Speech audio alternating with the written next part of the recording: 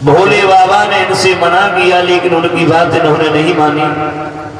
इसका मतलब यह है कि नारद को अपने ऊपर घमंड हो गया और भक्तों का घमंड दूर करना ही हमारा धर्म है, हमारा कर्तव्य है। अब भगवान ने नारद के मुंह पे तो नारद जैसी बात कह दी, बहुत अच्छा किया नारद तुमने, जो कामदेव को जीत लिया। भाई महात्माओं के लिए कामदेव जीतना कोई बड़ी बात तो होती नहीं है।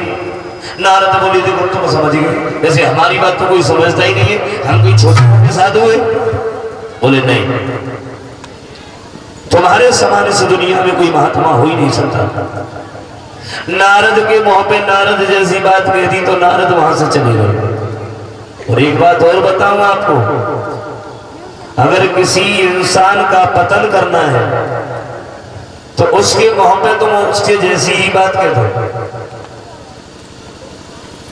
उसके मुंह पे हमेशा तुम उसी की बात कहो।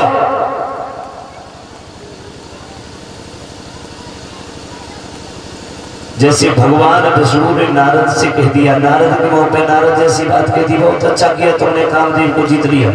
महात्माओं के लिए कामदेव जीतना कोई बड़ी बात नहीं होती। और नारद ने सुना तो नारद तो वहां से चले गए। अब भगवान ने मन में सोचा मुझे नारद का घमंड दूर करना चाहिए।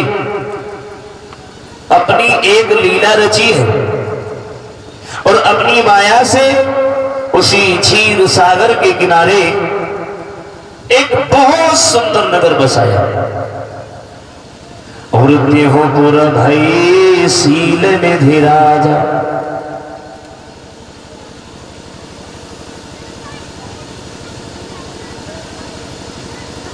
उस नगर के राजा हुए हैं महाराज सील निधि।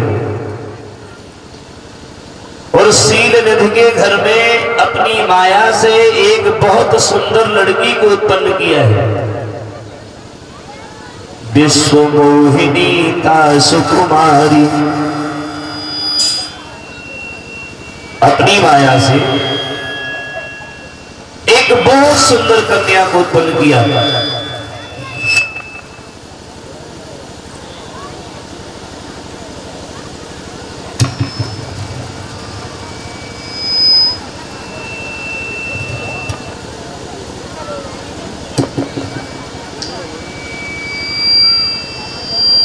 अपनी माया से बहुत सुंदर लड़की को उत्पन्न किया, जो लड़की देखने में सुंदर ही नहीं बल्कि सुंदर में भी सुंदर थी।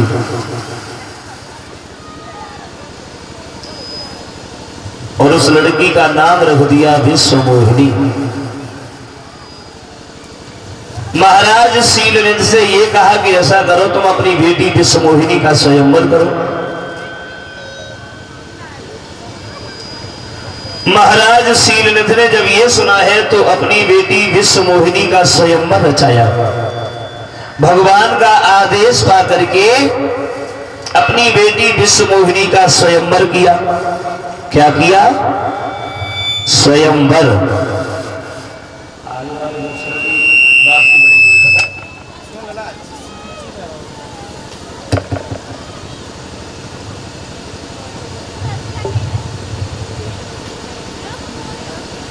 महाराज सीलनिधि ने अपनी बेटी विश्व मोहिनी का स्वयंवर किया। और एक बात और बताओ, स्वयंवर किसे कहते हैं?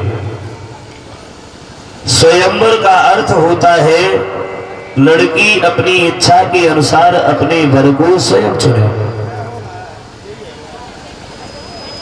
स्वयंवर का यह अर्थ होता है लड़की अपनी इच्छा के अनुसार अपने वर को स्वयं चुने। और पहले ऐसा ही होता था।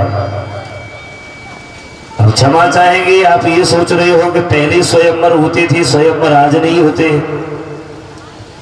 स्वयंवर पहले भी होते थे और स्वयंवर आज भी होते हैं। लेकिन पहले के स्वयंवर में और आज के स्वयंवर में अंतर है।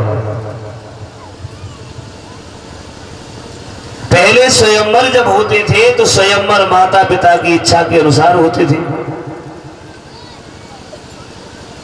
माता पिता जब अपनी बेटी का स्वयंवर करते थे तो चारों दिशाओं के राजाओं को, राजकुमारों को बुलाया जाता था। एक रंगभूमि तैयार की जाती थी, सब लोग वहां आकर के बैठ जाते थे और लड़की हाथ में वरमाला लेकर के घूमती थी।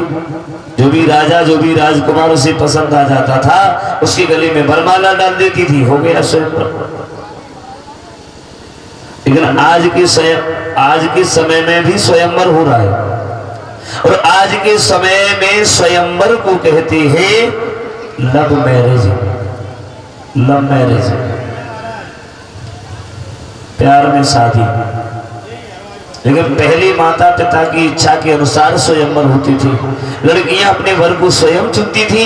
लेकिन आज के समय में माता पिता को पता ही नहीं चलता है और स्वयंवर हो जाता है। हाँ? केवल इतना फर्क है, इतना अंतर है।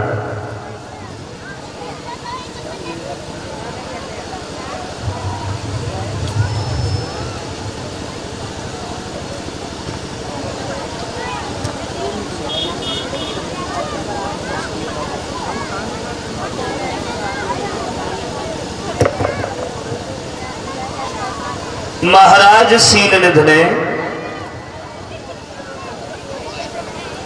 अपनी बेटी विश्वमोहिनी का जब स्वयंवर किया और अपने उस नगर को एक नवेली दुल्हन की तरह से सजाया।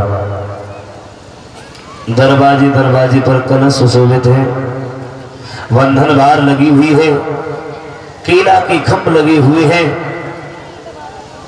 स्वयंवर से मात्र 3-4 दिन पहले नारद उस नगर के करीब पहुंच गए और दूर से नारद ने जब उस नगर को सजा हुआ देखा तो मन में सोचने लगे हैं, बाजी वाह, बाजी वाह, आज से पहले इस जगह पर इतना सुंदर नगर मैंने कभी नहीं देखा।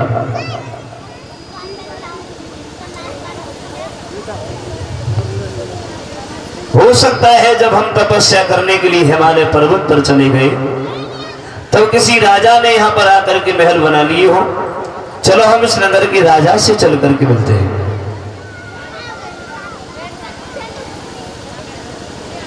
नारद नारायण नारायण कहते हुए बीड़ा बजाते हुए जब उस नगर की ओर प्रस्थान करते हैं, आइए उससे पहले कुछ पुरस्कार हमारे करीब आया है।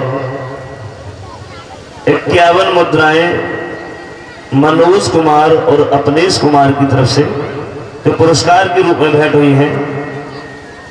लग रही है सदा वृक्ष सोरंगा।